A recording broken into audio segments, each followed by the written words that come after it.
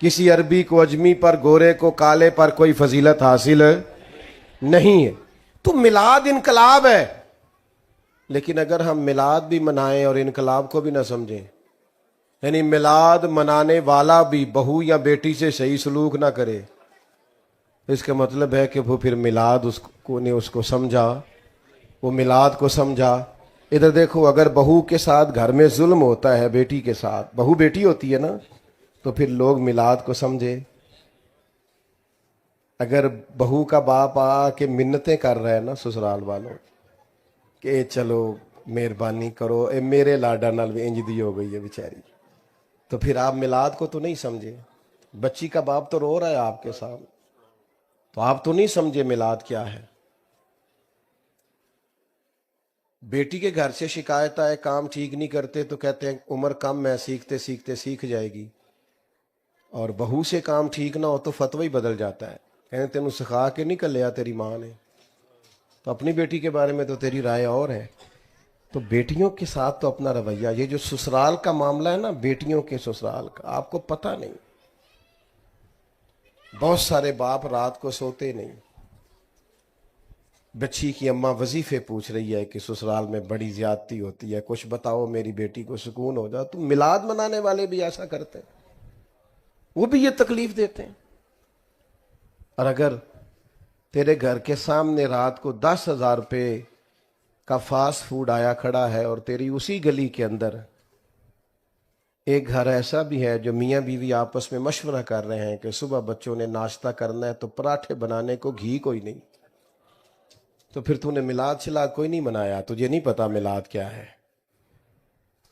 پھر تو خود غرض ہے، تو اس کی تو نبی پاک صلی اللہ علیہ وسلم نے نفی کی ہے، پھر تو سمجھا ہی نہیں میلاد کیا ہے۔ اور اگر تجھے پتا ہے، تو جانتا ہے کہ فلاں جگہ میرے کہہ دینے سے، سفارش کر دینے سے، بات کر دینے سے غریب کا، یتیم کا، بیوہ کا بھلا ہو سکتا ہے، لیکن تو کہتا ہے مینوں کی لگے، تو پھر تو میلاد کو سمجھا، پھر تو نے اس مزاج کو، اس ماحول کو پرکھا۔ میں عرض کروں کہ یہ کوئی رسم ہے کہ حضور کا ذکر پاک کرنا اور اس پر نعرے لگانا اور بالکل نہ بدلنا اندر سے؟ یہ کوئی اللہ تعالیٰ معاف فرمائے کہ نیرے کمکمے لگا دینے سے اور لائٹیں لگا دینے سے حق پورا ہو گیا؟ نبی کریم علیہ السلام نے فرمایا تم اتنی دیر تک مومن نہیں ہو سکتے جب تک تمہاری خواہشات اس دین کے تابع نہ ہو جائیں جو میں لے کے آیا ہوں۔ کوئی نہیں سمجھ آئی آپ کو؟ حضور فرماتے ہیں تم نے خواہش بھی وہ کرنی ہے جو میرے دین کی رضا ہے، تیری خواہشیں اب وہ ہونی چاہیے جو رسول پاک کے دین کی مرضی ہے۔ وہ کون سا غلام ہے جو اپنی مرضی کرتا ہے پھر بھی غلام ہے؟ آپ کا ملازم کرے نا اپنی مرضی تو لگ پتہ نہیں جاتا۔ آپ کہتے ہیں میاں سویرے 8 بجے آنا ہے تو وہ آئے ہاں 8:30 بجے، اچھا کوئی کام بھی نہ ہوئے تو افسر کہندا میں پھر بھی افسری کرنی ہے، اس نے کہا میں مجبور ہو گیا، کہندا نہیں ٹائم 8 بجے دا سی، تو پاویں کوئی کام نہیں سی پر چونکہ تو ڈیوٹی کرتا ہے لہذا 8 بجے۔ صحیح کہہ رہا ہوں؟ ایسے ہی ہے، پھر وہ درمیان میں اونگ بھی نہیں سکتا، سو بھی، چھٹی سے پہلے کوئی ذاتی کام بھی کر سکتا۔ یہ حضور کے غلام ہیں ہم۔ نبی کا کریم نے فرمایا فجر میں مسجد آؤ، کہنے میرے لیے دعا کریا کرو میں نماز پڑھا۔ میں کہا واہ بھائی واہ، کیا بھولا ہے تو، باقی سارے کام تو بغیر دعا کے کرتا ہے، اور نماز کا کہا تو کہتا ہے دعا کریا کرو۔ بھائی میں نے تو صرف خاموشی کا مطالبہ کیا ہے، اور بڑا جائز سا، صرف خاموش ہو جائے، کسی کو نہ بٹھائیں، جی رہنے دیں، اب چھوڑ دیں، آپ مہربانی کریں۔ دیکھو یہ ادب ہے، بیٹا آپ سارے آپ بیٹھ جائیں، جی آپ حضرات یہ سب جو بیٹھے ہیں تو آپ کیوں کھڑے ہیں، جلدی سے بیٹھ جائیں، بھیا بیٹھ جائیں۔ او بھائی موبائل تو سب کے پاس ہے، اب سب نے تھوڑا ویڈیو بنانے لگ جانا ہے، یہ اتنی ساری دنیا بنا رہی ہے، یہ آپ کو دے دے گی انشاءاللہ، آپ بیٹھ جائیں۔ اور اگر آپ کو صرف ویڈیو چاہیے تھی تو مجھے بتاتے، میں نہ آتا ویڈیو بھیج دیتا۔ میں تو آپ سے بیٹا بیٹھ جاؤ، او موبائل والے بھائی بیٹھ جاؤ، او سلامت رہو، لمبی زندگی عافیت والی اللہ دے۔ بولے نہیں آپ، یہ چپ کرانے والے کبھی چپ کر جائیں نا، نہ اشارہ کرو بھائی، نہ کرو۔ اللہ تعالیٰ ڈھیروں برکت، محفل میں نہ محو ہوا کریں، یہ ادب والی محفلیں ہیں، آپ اس میں آداب کا خیال رکھا کریں، سب سے ضروری ادب کا، باقی چھوڑ دیں۔ یہ جو ہمیں کہنا پڑتا ہے بیٹھ جاؤ، ہمیں تو اس میں بھی دقت ہوتی ہے کسی کا دل نہ ٹوٹ جائے، کیونکہ یہ محفل بڑی ادب والی۔ بھیا آپ بھی اگر بیٹھ جائیں گے تو میرا خیال ہے برکت ہو جائے گی، اللہ سلامت رکھے۔ سب کو کہہ رہے ہیں تو آپ بھی تو پیارے ہیں نا ہمارے، تو آپ بھی تو بات سنیں گے نا۔ اب مہربانی کریں، دو چار باتیں کر لینے دیں، اور اگر آپ زیادہ باتیں کریں گے تو پھر حال یہ ہے کہ ہم دعا کر دیں گے۔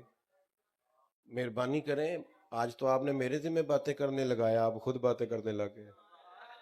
جس کی ڈیوٹی ہے اسے کرنے دیں، چھوڑ دے بھائی، بھائی پہ چھوڑ دے۔ اللہ آپ کو سلامت رکھے، آپ سارے بڑے پیارے ہیں۔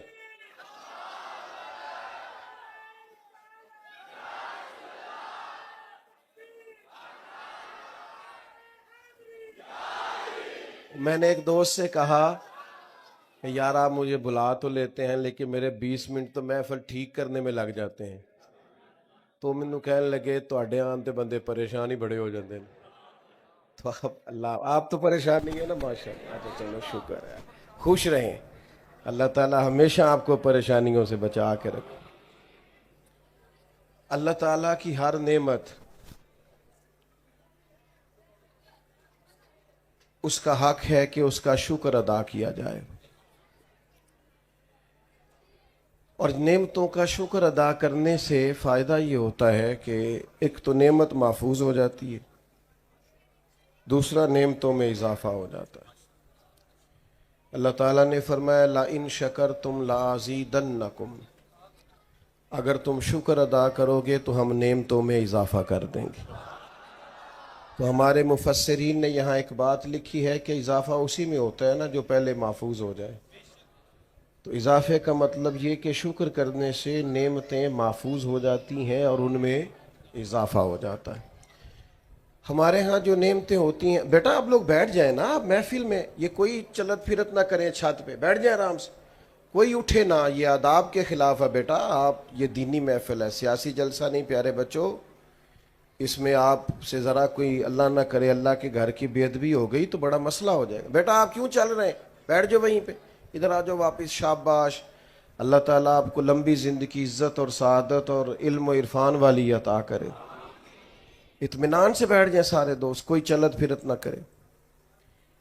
تو ہمارے ہاں یہ ہوتا ہے کہ چونکہ ہم قدر نہیں کرتے نعمتوں کی، بلکہ ہوتا یہ ہے کہ جو نعمت موجود ہوتی ہے اس کی قدر نہیں ہوتی، اور جو موجود نہیں ہوتی اس کے لیے مایوسی ہوتی ہے کہ فلانی چیز کوئی نہیں، اگر مل جائے نا، او بھائی جو ہے اس کی قدر کرنا، پہلے اس پر شکر ادا کرنا، اللہ کی طرف متوجہ ہو، اس نعمت کے بارے میں احساس پیدا کر۔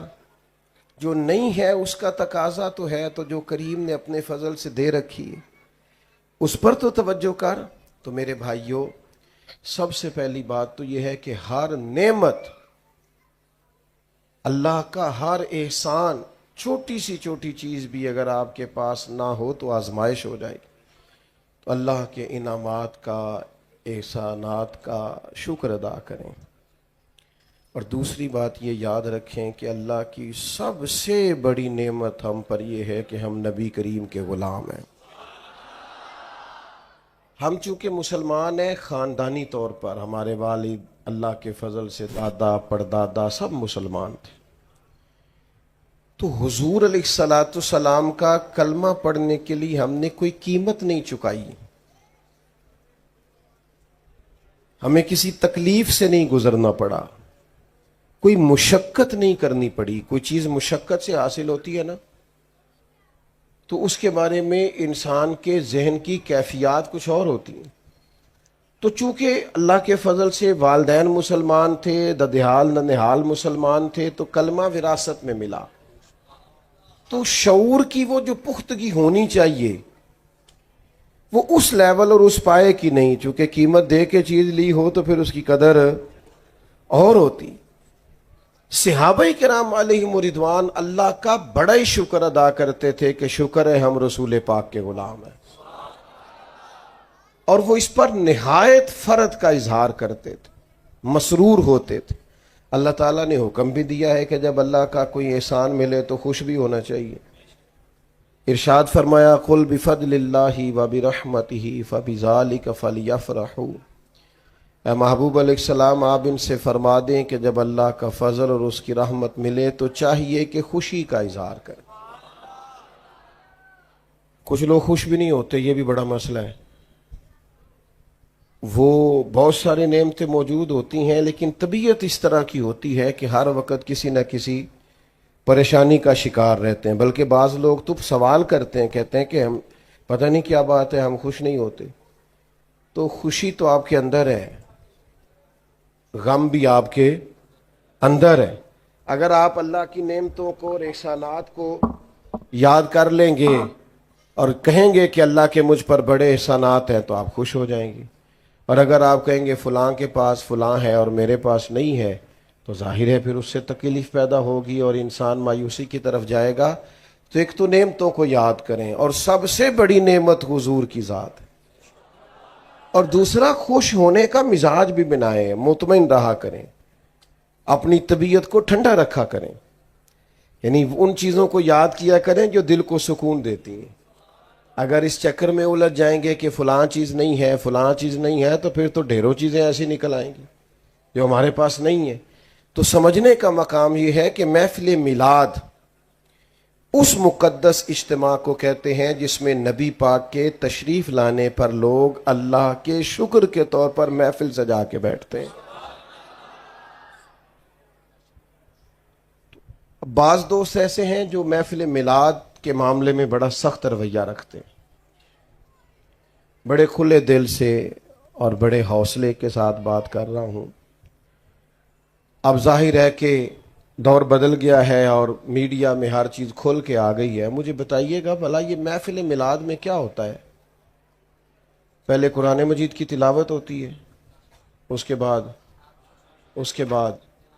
پھر اس کے بعد کون سی چیز ناجائز ہے اس میں وہ آپ بتا دیں، نکال دیتے ہیں محفل میں سے. کوئی ایک چیز بتائیں آپ. سب سے پہلے کیا پڑھا گیا؟ قرآن مجید، پھر حضور کی نعت، اس کے بعد واعظ و نصیحت، پھر صلاۃ و سلام، پھر دعا، پھر لوگوں کے لیے کھانا. تو بھائی اس میں سے جو چیز ناجائز ہے نا شریعت سے ٹکراتی ہے وہ آپ بتا دیں، وہ بیچ میں سے نکال دیتے ہیں. آپ بتا دیں. کسی چیز کے مجموعے کا نام عمل ہوتا ہے نا.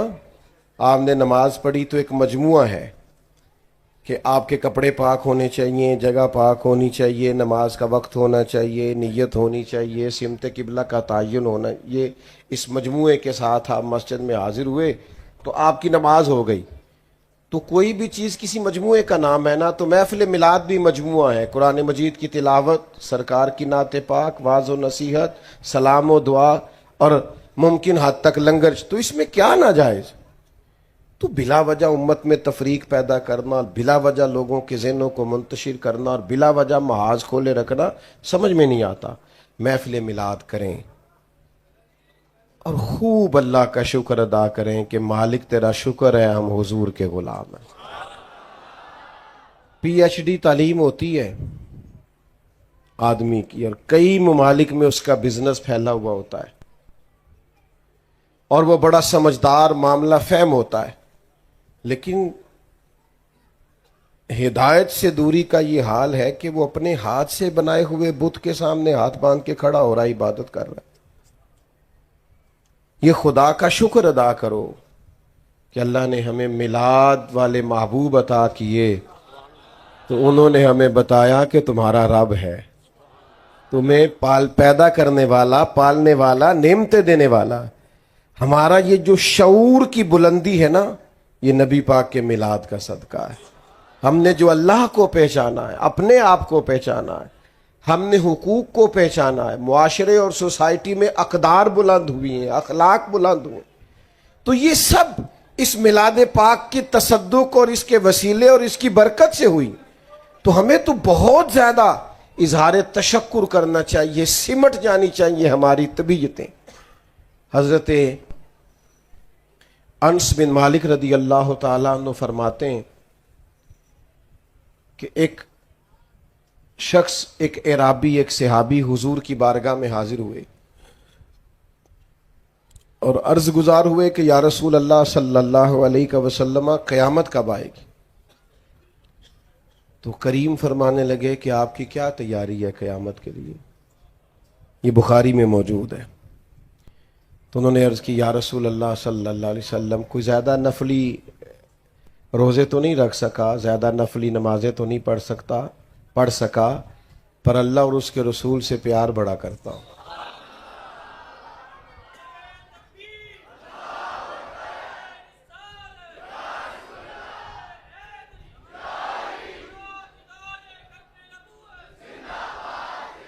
عرض کی یا رسول اللہ صلی اللہ علیہ وسلم, میں اللہ رسول سے پیار بڑا کرتا ہوں. تو ہر عبادت پر ثواب کا حضور بیان کرتے ہیں نا, تو یہ انہوں نے عرض کیا نا کہ میں اللہ رسول سے پیار بڑا کرتا ہوں, تو حضور نے اس کا بھی اجر بیان کیا. فرمایا سن پھر تو جس سے تو پیار کرتا ہے نا, قیامت والے دن تو اسی کے ساتھ ہوگا. فرماتے ہیں وہ خوش ہو گئے, چلے گئے. اب حافظ منذری نے ترغیب و ترہیب میں لکھا ہے کہ حضرت انس بن مالک کہتے ہیں میں نے عرض کی بعد میں, یا رسول اللہ مجھے اللہ سے بھی بڑا پیار ہے, اللہ کے رسول سے بھی بڑا پیار ہے, حضرت صدیق اکبر سے بھی بڑا پیار ہے, حضرت فاروق اعظم سے بھی بڑا پیار ہے. تو حضور نے فرمایا کلیہ سب کے لیے ایک ہے, جو جس سے پیار کرے گا جنت میں اسی کے ساتھ ہوگا. اب ذرا حضرت, یہ تو بات یہاں تک تو حدیث پاک کی بات تھی, اب اس پر تبصرہ ہے حضرت انس بن مالک کا. 10 سال حضور علیہ السلام کے کاشانہ نور میں رہنے والے یہ سرکار کے غلام, یہ اس پر تبصرہ کرتے ہیں, اس روایت کے بعد اس پر گفتگو کرتے ہیں, اپنا ذوق اس پر بیان کرتے ہیں. فرماتے ہیں مجھے زندگی میں 3 بار بڑی خوشی ہوئی. ایک اس دن جس دن میں نے کلمہ پڑھا, اور ایک اس دن جس دن حضور مکہ مکرمہ سے مدینہ طیبہ تشریف لائے, اور ایک اس دن جس دن حضور نے فرمایا جو جس سے پیار کرے گا قیامت میں اسی کے ساتھ ہوگا. تو دوستو وہ تو کہتے ہیں سب سے زیادہ خوشی اس بات پر ہوئی کہ حضور تشریف لے آئے. لیکن ہمارے ہاں کچھ تو لوگ سرے سے وہ ہیں جو انکار ہی کر رہے ہیں, وہ مزاج ہی نہیں رکھتے, وہ کہتے ہیں ادھر آنا ہی نہیں. اور جو خوشی کرتے ہیں تو وہ بھی زیادہ تر سٹیٹس بھی کر لیتے ہیں, پوسٹ پہ ہی کر لیتے ہیں, وہ بھی زیادہ تر بیچارے لائیو ہو کے کر لیتے ہیں. اس خوشی میں روحانیت ہونی چاہیے, معنویت ہونی چاہیے, آپ کا دل لگے, آپ کی طبیعت جمے کہ واقعتاً یہ جو میں کر رہا ہوں یہ حضور کے تشریف لانے کی خوشی پہ کر رہا ہوں. اس کے لیے قلبی واردات کا ہونا ضروری ہے, روح کا حاضر ہونا ضروری ہے. ورنہ آپ کو پتہ ہے ہمارے جلسے میلے بن گئے, وہ ادب ہی نہیں رہا. آپ مجھ سے پیار کرتے ہیں, مجھ سے ناراض نہیں ہوں گے. ویسے ہماری اہل سنت کی محفل میں کوئی بندہ ننگے سر نہیں آتا تھا, سوال ہی نہیں پیدا ہوتا تھا. لوگ باوضو ہوتے, چونکہ وہ سمجھتے تھے میں بہت بڑی برکت والی جگہ پہ جا رہا ہوں, خوشبو لگاتے, لباس بدلتے, سعادت مند ہو کے حاضر ہوتے. میں نے عرض کیا ہے کہ آپ ناراض نہیں ہوں گے, لیکن یہ کہ آہستہ آہستہ ہم نے جلسوں کا جو معیار بنا دیا ہے, اور بس وہ ایک نئے سٹیٹس کے لیے ایک نئی ریل ہمیں مل گئی ہے. یہ دینی محفلوں کا یہ مزاج نہیں تھا. میں تو بہت ساری جگہوں پہ نہیں جاتا, معذرت کرتا ہوں, اس لیے کہ مجھے ایسے محسوس ہوتا ہے کہ وہ جو خاص روحانیت اور خاص اس کے اندر نورانیت اور جذبات اور روح ہونی چاہیے وہ کہیں ہماری چلی گئی ہے. اور پھر ریٹ لگنے لگ گئے ہیں, 40,000 کی تقریر اور 20,000 کی نعت اور 25,000 کی تلاوت. مجھے بتاؤ, جس کو پتا ہو کہ ہم نے 40,000 دے کے بندہ بلایا ہوا ہے تو اس کی بات اثر کرے گی؟ وہ کہے گا تو پیسے لے نیا گل کرن دی, کیا مثلا اس میں کیا اثر رہ جائے. اور ویسے بھی یعنی کوئی ریٹ ہے صحیح اس کا؟ تم حضور کے غلام ہو اور تمہارا ریٹ ہو سکتا صحیح ہے؟ نبی پاک کے غلام تو ان کی تو قیمت لگ ہی نہیں سکتی. حضرت عبداللہ بن حذافہ کو گرفتار کر لیا نا رومیوں نے, تو روم کا بادشاہ کہنے لگا کہ جتنی دولت آپ کہتے ہیں میں آپ کو دیتا ہوں, آپ بہادر آدمی ہیں, ہم آپ کو مارنا نہیں چاہتے, جتنی دولت آپ کہتے ہیں تو آپ ہمارے دین میں آ جائیں. تو حضرت عبداللہ ابن حذافہ کہنے لگے تو بیوقوف لگتا ہے مجھے جو مجھے آفر دے رہا ہے, حالانکہ کپڑے کئی جگہوں پہ پیوند لگے ہوئے. کیا مطلب؟ فرمانے لگے میں میدان میں جہاد کرنے آیا ہوں, تو پیسوں کی بات کر رہا ہے, مجھے پیسے نہیں چاہیے, میں تو شہادت ڈھونڈتا پھرتا ہوں. کوئی نہیں سمجھ آئی آپ کو؟ او جو اس کے نام پر مرنے کو جگہ تلاش کرتے ہوں کہ کہیں ان کے نام پر شہادت مل جائے، وہ پیسوں کا مطلب، یہ تو بڑی سطحی سی بات۔ یہ جس پیار سے آپ لوگ اس گرمی کے موسم میں آئے ہیں، اور جس طرح سے بچے، جوان، اور پھر سب سے مزے کی بات یہ کہ جوان لوگ زیادہ، تو اس والہانہ پر میں دوپہر میں آپ میری بات سننے آئے ہیں، تو پھر میں بڑا ہی چھوٹا آدمی نہیں کہ اتنی محبتوں کے باوجود کہوں کہ مجھے ملے گا کیا؟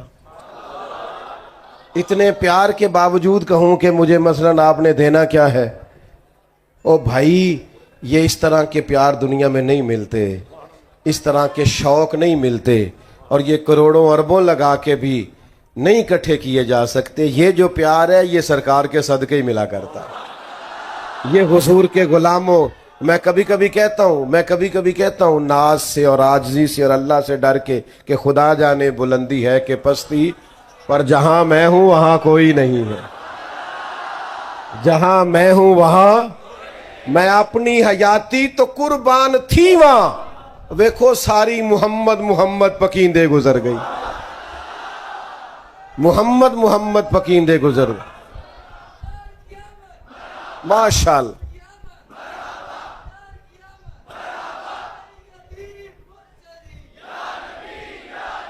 آپ سے عرض کرتا ہوں کہ ماشاءاللہ عرض یہ کرتا ہوں آپ کی خدمت میں کہ میرے عزیزو، ہمارے کرنے کا کام یہ ہے کہ ہم یہ اس سے نکلیں۔ حضرت عبداللہ ابن حذافہ فرمانے لگے، یار تو عجیب آدمی ہے، میرا ریٹ لگا رہا ہے اور میں شہادت کے لیے نکلا ہوا ہوں۔ تو وہ کہنے لگا چلیں آپ کی بہت بڑا میری سلطنت میں عہدہ لے لیں۔ تو آپ فرمانے لگے صحابی رسول ہونے سے بڑا بھی کوئی عہدہ ہے؟ صحابہ وہ صحابہ تھے جن کی ہر صبح عید ہوتی تھی، خدا کا قرب حاصل تھا، نبی کی دید ہوتی تھی۔ تو وہ کہنے لگا معاذ اللہ ثم معاذ اللہ، رات کو اس کے کمرے میں کوئی جوان لڑکی بھیجو۔ سنو میلاد پہ آنے والے جوانوں، ساری رات لڑکی بیٹھی رہی اور آپ نفل پڑھتے رہے۔ تو وہ جو گمراہ کرنے آئی تھی وہ سویرے کلمہ پڑھ گئی۔ اب میری نگاہوں میں جچتا نہیں کوئی، کیونکہ جیسی میری سرکار ہے ایسا نہیں کوئی۔ یہ دنیا کا حسن ہمیں کہاں لبھا سکے گا جن کی نظریں گنبد خضرا پہ رہتی ہوں یا جلوہ والدعا پہ رہتی ہوں۔ تو میلاد کی بزم کو نورانی بنائیں، روحانی بنائیں، معنویت والی بنائیں، آ کے مزہ آئے، بیٹھ کے مزہ آئے، اٹھ کے جائیں تو کئی دن لطف رہے کہ حضور کے میلاد پاک میں آئیں، اس میں سرور ہو، اس میں درد ہو، اس میں کیف ہو۔ یہ جو انداز ہے نا، وہ ہمارے ہاں میلاد کی محفل میں بھی کسی امیر آدمی کو لوگ صدر بنا لیتے ہیں، وہ کرمالا ٹوپی بھی داری لے کے آتا ہے کسی کو، دہیں ذرا میں مسیتے جانا ہے۔ اور جس بابا جی کو 35 سال ہو گئے ہیں نا فجر کی اذان دیتے، ان کی صدارت کراؤ محفل میلاد۔ جس کو 30 سال ہو گئے مسجد میں جھاڑو دیتا اس کی صدارت کراؤ۔ اور جس امام مسجد نے آپ کی 3 نسلوں کو قرآن مجید پڑھایا، نماز پڑھایا، اس کی صدارت کراؤ۔ ایتھے بھی تسی تگڑے نہیں پا لیا محفل تے، اور نعت کا بھی ہمارا بڑا سیاںا ہوتا ہے، بڑا سمجھدار، انہوں پتہ ہے نوٹ کی دی جیب بیچنے، وہ پھر وہ نام پتہ کرتا ہے، پھر کہندا ہے حاجی صاحب شیر تہاڈی نظر ہے۔ میں کہ میرے کو پیسے ہوندے تے میری نظر بھی ہو جانا سی، پیسے ادھر ہے نا تو سارے اس طرف تو نے، اور کتنا تو نادان ہے۔ شیر حضور کے نام کا اور نظر حاجی کی نہ کر ایسے، یہ مدینے والے کی بات ہے۔ اعلیٰ حضرت بریلوی چلے گئے نا دکان پہ تیل لینے، سرسوں کا تیل، تو دکاندار سے کہا یہ تیل دے دو، تو اس نے بوتل تیل کی بھر دی، فرمایا کتنے کی؟ کہنے لگا حضور ویسے تو 5 آنے کی ہے، آپ ہمارے عالی میں 3 آنے دے دیں، آپ نے پورے ہی 5 دیے۔ فرمایا میں اپنا علم 2 آنے کا نہیں بیچتا، ہاں کروں مدح اہل دول رضا، پڑے اس بلا میں میری بلا، میں گدا ہوں اپنے کریم کا، میرا دین پار آئے نہ۔ اعلیٰ حضرت کے شہزادے تھے ہمارے دادا شیخ حضور مفتی اعظم ہند رحمت اللہ علیہ، علامہ ارشد القادری رحمت اللہ علیہ کہتے ہیں میں نے جلسے پہ بلایا تو واپسی پہ میں کچھ پیش کرنے لگا، پوچھا یہ کیا ہے؟ تو مجھے کہنا چاہیے تھا نذرانہ ہے، ہدیہ ہے جو قبول کرنا حضور کی سنت ہے۔ تو میں نے کہا جی یہ کرایہ ہے، جلدی میں میرے منہ سے نکل گیا یہ، تو کہنے لگے پیسے لپیٹ کے دوبارہ میری جیب میں ڈال دیے، کہنے لگے میں احمد رضا کا بیٹا ہوں، کرایہ کا مولوی نہیں کہ جو کرایہ دے بلا لے جو، اور یہ ہوتے ہیں کرایہ کے مولوی بھی اللہ ماشاءاللہ ہوتے ہیں، کمال ہو جاتی ہے، جہاں جاتے ہیں وہیں کے مرید ہیں، جہاں جاتے ہیں وہیں کے کلابے۔ میں ایک جگہ پہ چلا گیا تو مجھے روکا دے دیا، کہنے لگے یہ مہمان خصوصی، ان کا بھی نام لینا ہے، ان کا خصوصی تعاون ہے، ان کا بھی نام لینا ہے، یہ صدر ہے مسجد کے، ان کا بھی نام۔ میں کہ تساں تے مینوں کیا سی حضور دی تعریف کرنی تے اے میں کہ کسی اور موقع تے رکھیا جے، سانو تخت ہزارے دی لوڑ کی نہ لکھی لگے شہر بمبول دے نال، اسی تے اپنی بال کے سیکنے۔ یہ سرکار کی تعریف، سرکار کی آمد، او ماشاءاللہ ماشاءاللہ، اللہ آپ کو جزا دے۔ اب سنیں جی، سنیں، بات کو سمیٹنا ہے، سنیں حضور کے میلاد کی بزم، دو چار چیزیں میلاد میں بڑی یاد رکھنے والی ہیں۔ اب آپ زیادہ توجہ کریں، موبائلوں والے بھی ذرا میری طرف دیکھیں۔ میلاد ایک انقلاب کا نام ہے، یعنی میلاد شریف سے پہلے لوگ کفر و شرک کرتے تھے، میلاد کے بعد ان کا ارادہ ہو گیا کہ اللہ وحدہ لا شریک، عقیدہ ہو گیا کہ اللہ، تو اس کا مطلب ہے میلاد ایک انقلاب ہے۔ میلاد سے پہلے لوگ بیٹیوں کو زندہ دفن کرتے تھے، اب میلاد ہو گیا، اب جو بیٹی کی پرورش کرے گا، حضور فرماتے ہیں جس طرح میری دو انگلیاں جڑی ہوئی ہیں میرے ساتھ جڑ کے جنت میں جائے گا۔ پہلے لوگ یتیموں بیواؤں کے ساتھ بڑا ناروا سلوک کرتے تھے، میلاد ہو گیا، حضور فرماتے ہیں جو یتیموں اور بیواؤں کی مدد کے لیے نکلا ہو سمجھو اللہ کے رستے میں جہاد کر رہا۔ پہلے برادری، قبیلہ، رنگ، نسل کی تفریق تھی، پھر میلاد ہو گیا، حضور نے فرمایا سارے ہی جناب آدم کی اولاد ہے، کسی عربی کو اجمی پر، گورے کو کالے پر کوئی فضیلت حاصل نہیں ہے۔ تو میلاد انقلاب ہے، لیکن اگر ہم میلاد بھی منائیں اور انقلاب کو بھی نہ سمجھیں، یعنی میلاد منانے والا بھی بہو یا بیٹی سے صحیح سلوک نہ کرے، اس کا مطلب ہے کہ وہ پھر میلاد اس کو سمجھا، وہ میلاد کو سمجھا۔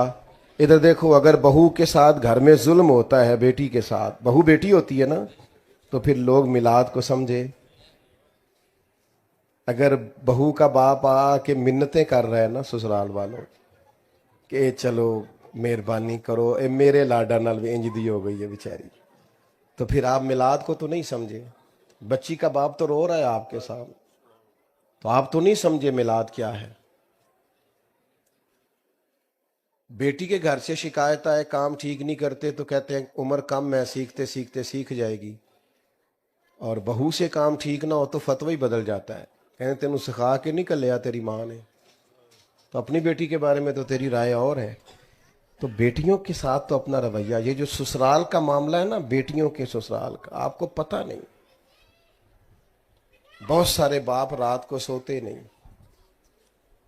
بچی کی اماں وظیفے پوچھ رہی ہے کہ سسرال میں بڑی زیادتی ہوتی ہے، کچھ بتاؤ میری بیٹی کو سکون ہو جائے۔ تو میلاد منانے والے بھی ایسا کرتے ہیں، وہ بھی یہ تکلیف دیتے ہیں۔